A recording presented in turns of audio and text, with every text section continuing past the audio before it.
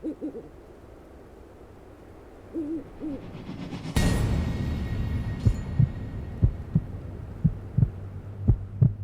love the sound of falling snow. It's kind of like watching lightning or seeing a shooting star. It's just one of those unique things you have no control over that doesn't always present itself. But when it does, it's a treat. I'm not really the hiking type, but when it's snowing out, I just can't help myself. We've all got those irresistible cravings. This happened during one of those snowy nights. I live in a woodsy area. It's not really in the woods per se, but it's close enough. If I wanted to access an expansive, dense forest, I'd only have to drive a few minutes. I didn't have any major obligations the next day, so it was either a Friday or Saturday. Probably a Saturday because I remember being slightly hungover from going out the previous night. It also wasn't supposed to snow that night, which I remember specifically because I have a habit of checking the weather obsessively during the winter months. I was sitting in my room reading a book when it just started snowing. Abruptly, as if someone had just casually flipped a switch. I didn't even notice it at first, but by the time I realized what was going on, there was already a considerable amount of snow on the ground. Without thinking too much, I instantly knew what I wanted to do. Take a snow walk, so that's what I did. The spot I drove to is pretty secluded for the most part. It's a local hiking trail that usually doesn't see that much traffic. I stepped out, admired the snowfall for a few seconds, and started walking. I didn't really have a defined plan in my mind. My only objective was to get deeper into the woods so I could more fully appreciate the snow. After about 20 minutes of walking, I was finally satisfied with how far I'd gone. But then, the literal moment I stopped to appreciate the snow, I heard something. Something that definitely didn't belong there. It was a child's voice. It took me a few moments to even process what I heard. Just as I was telling myself my mind was playing tricks on me, I heard it again. The sound of a little boy yelling, "Hi." I know that sounds pretty benign, but it was just so freaky in the moment. It was quite literally the last thing I was expecting to hear out there, all alone in those woods. The other unsettling thing about it was that I couldn't really tell where the voice had come from. It sounded like it could have come from a number of different directions, if that makes any sense. I whipped my head around, but there was no one there. I kept looking around frantically, but there was no one in sight. Just as I was about to head back to my car, I heard the voice again. It was definitely a little boy's voice, only this time, he said, "Up here, silly." Without even processing how freaky of a thing that is to say, I instinctively looked up, and there he was. There was a little boy who looked to be around 9 years old just sitting on a tree branch in a tree not too far away. It was the most bizarre thing. The boy was clearly bundled up for the cold, but how he managed to climb that tree, I had no idea. The lowest branch to the ground was at least 20 feet off the ground. Strangely, seeing him kind of calmed me down a little. It was almost like I had been afraid of not knowing where he was as opposed to him being there. I walked over to the tree he was sitting on, keeping my eyes on him the entire time. He was smiling this really wide grin that reminded me of the expression someone who hadn't learned to smile yet would make. My sense of security started disappearing the more I looked around, though. For starters, there wasn't a single footprint around the tree he was sitting in, meaning he had climbed up there before it had started snowing, meaning he had been sitting in that tree for at least 45 minutes. And that's not even mentioning the fact that he figured out a way to climb that thing in the first place. Like I said, it would have been exceedingly difficult to do so, even if you had climbing experience. The tree was perfectly straight. He would have had to shimmy up 20 feet. He waved at me, and I didn't waste a second. I asked him how he got up there, and he told me it was a secret. Then he just went back to smiling that awful grin. I didn't know what to do. This kid clearly didn't belong out there, and I felt compelled to do something. But what was I supposed to do? Try and climb the tree to get him down? Before I could think of something to say, he stood up straight on the branch he had been sitting on and said, "Watch this." Then without warning, he leaned back and fell. He fell what must have been at least 30 feet. I screamed. There was nothing else I could do. I watched in horror as he landed directly on his back with a gruesome thud. I thought he was dead. There's no way any amount of snow could have cushioned that fall. I ran over to him, but before I could reach him, he sprung up off the ground and started running away from me. It was impossible. Falling from that height should have been enough to kill him. I screamed again, this time out of shock, and I watched as he ran off deeper into the woods. Even with the bright snow on the ground, it was still dark enough for him to run out of sight. I don't know what came over me. Instead of doing the rational thing and turning around, I ran after him. I don't know why. I know myself. If a situation like that were to arise again, I'd turn around 99 times out of 10. But I guess this was just that one time. That's the only explanation I can come up with. I regained my composure and started following his footprints, knowing he couldn't have gotten far. After a few seconds of running, I started to hear him laughing. Cackling is a better word, honestly. It was really unsettling. It was like he was toying with me, playing a game while I was out there scared to death. His footprints passed a nearby tree, and as I was running past, I felt something latch onto my back.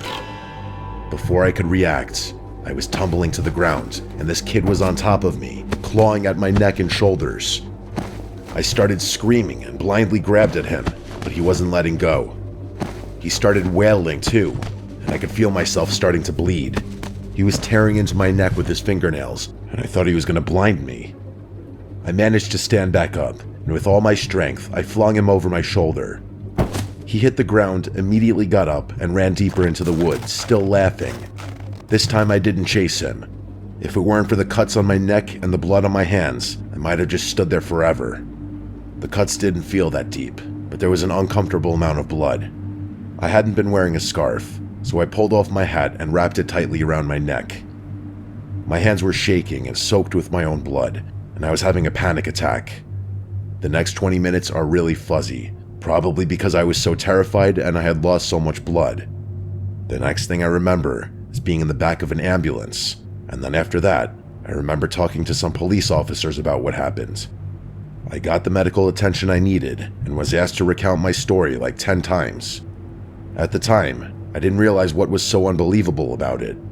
I would only later learn that while I had been in the hospital, the police had searched the area and found nothing. What's worse, they allegedly followed my footprints and only found the one set, mine. I remember being so emotionally distraught when I found that out. I was furious at the thought that they hadn't searched the woods thoroughly, but why would they lie? By the time I was discharged from the hospital and done talking to police officers, I didn't have much energy to do anything other than sleep. I can't remember if this was the day after or 2 days after. Like I said, things got a bit fuzzy, but I eventually went back to that hiking trail. It had snowed considerably since then, so it wasn't too surprising to find that my footprints had been snowed in. I searched the entire forest. It must have taken me hours, but there was no sign anyone had been there. This is still one of the freakiest things that has ever happened to me or anyone I personally know.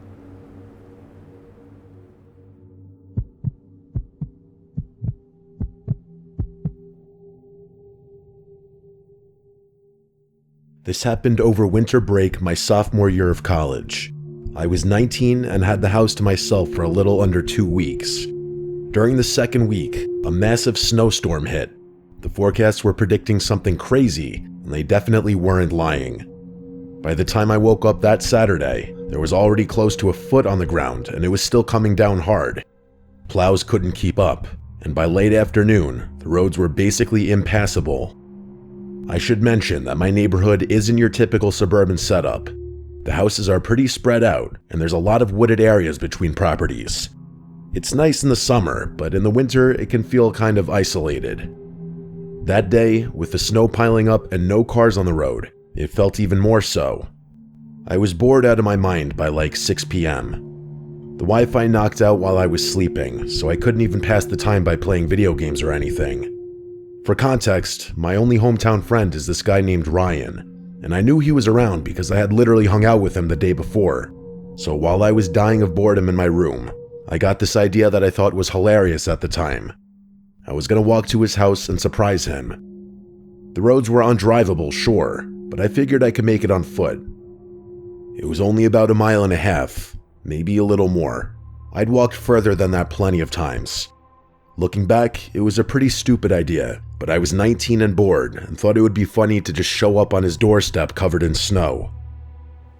The first part of the walk was actually kind of nice. The snow had stopped falling by then, and everything was covered in this thick white blanket. The streetlights made everything glow, and it was weirdly peaceful. I could hear my own breathing and the crunch of my boots, but that was about it. There wasn't a living thing out there. About halfway there, the route cuts through this stretch where there aren't any houses for a while. It's mostly just trees on both sides of the road and a few empty lots. During the day, it's nothing special, but that night, especially with all that snow, it felt different. That's when it really hit me how alone I was. It was a really strange feeling. I kept walking, and out of nowhere, I saw headlights up ahead. The lights were pretty far off, but they were coming from the direction I was headed. I stopped walking and watched them get closer.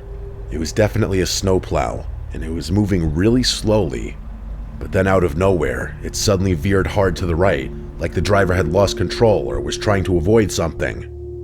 I watched them cut across the road and disappear into the tree line. There was this muffled crunching sound, and then everything went quiet again. My first thought was that someone had just crashed, so I started running toward where I'd seen the lights go off the road. The snow was deep, and I couldn't move that fast. But the only thing on my mind was the thought that someone was hurt and needed help. It took me a few minutes to reach the spot. I could see where the vehicle had gone off the road, so I followed the tire tracks until I found it. The scene looked exactly as I predicted. A snowplow with its front end crumpled and smashed into a tree. Its headlights were still on and the engine was still running. I ran up to the driver's side, preparing myself to have to lift someone through the snow, but when I got to the window and looked inside, there was no one there. The driver's seat was empty. I stood there for a second, not really processing what I was seeing. I thought maybe the driver had been thrown from the vehicle or something, so I looked around. The windshield wasn't shattered though, so they must have still been inside the plow. I checked the passenger side, but that seat was also empty. I ended up pulling the driver's door open in frustration, thinking maybe they had slumped down below the steering wheel, but there was no one there either. It took me a few seconds to realize that the entire plow was empty. There was quite literally nowhere else someone could have been. I remember just standing there in the snow, staring at this wrecked snowplow with its headlights still on and its engine still running, feeling like something was very, very wrong.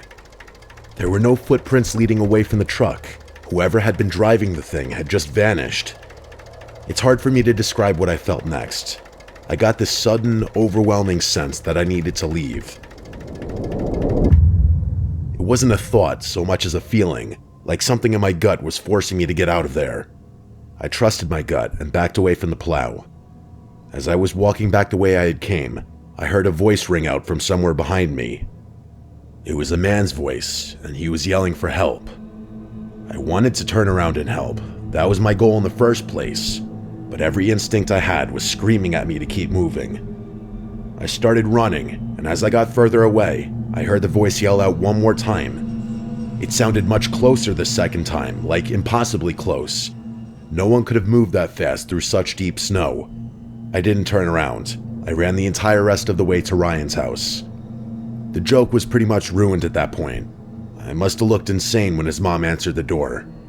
I explained what happened, and Ryan's dad ended up calling the police. In the time it took the police to get out there and back amidst all that snow, Ryan and I had gone back and forth about what I'd seen probably a dozen times. He kept asking if maybe I imagined it, or if maybe the driver had walked away before I got there, but I knew for a fact that my eyes hadn't been playing tricks on me. When the police got to Ryan's house, they revealed something horrifying. Apparently they hadn't found any tire tracks on that round at all. They had searched the entire road, but there was no sign that a plow had ever even been there. The officer actually accused me of making the entire thing up, and I had to argue my case. I was practically begging them to believe me. The officer ended up just leaving, and there was nothing I could do about it.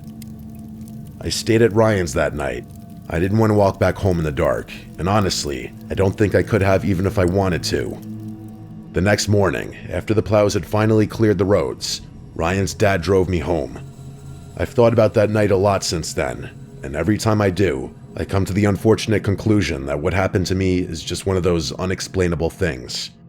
I guess it's possible that I hallucinated the whole thing, but that terrifies me just as much.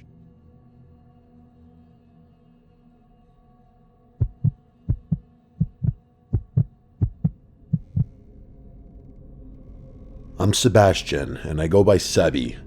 This happened back when I was a sophomore in high school, about 7 years ago now. I went to a private school in a nearby city, which meant I had to commute on public transportation every day. Train in the morning, train in the afternoon. It sounds tedious, but honestly, I didn't mind it. Most of my friends lived in the same general area, so we'd all ride together, and it became this social thing where we'd just hang out and talk during the commute. One of the hidden benefits of private school, honestly, getting people accustomed to commuting early in life. I was a runner back then, track in the spring, cross country in the fall.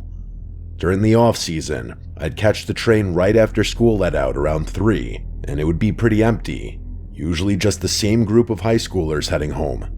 But during the season, practice wouldn't wrap up until after 5:30, which meant by the time I got in the train, it was packed with commuters heading back to the suburbs after work.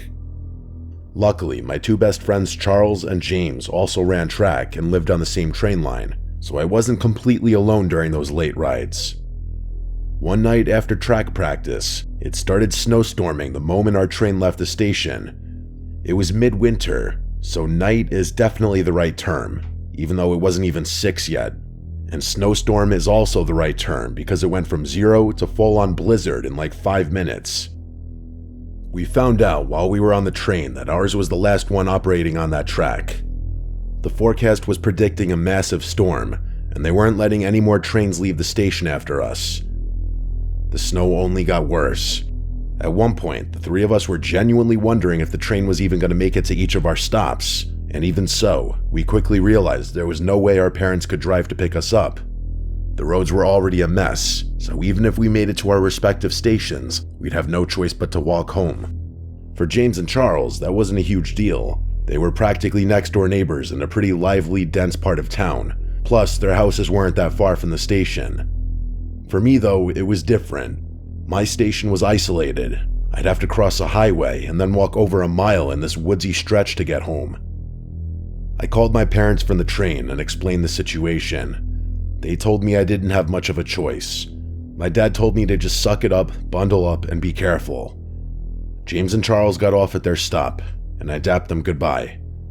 The rest of the ride was just me and a handful of other passengers, and by the time we reached my station, I was the only one left. The doors opened and I stepped out onto the platform. It was completely empty, just me and a full blizzard. It was dark, but there was decent visibility because of the snow. Everything was white, and the light from the station reflected off of it in this pretty but eerie way. I stood there for a second, taking it in. It was a sight I had never seen before. Usually that station is bustling with cars and people, but with the snowstorm and all, it looked completely deserted. I started walking. There was no point in prolonging the inevitable. For whatever reason, I thought crossing the highway would have been more difficult, but there wasn't a single car anywhere in sight, including snowplows. I actually stopped and looked around, kind of in awe. It was beautiful in a weird way. I started thinking to myself I'd probably never experience anything like that ever again.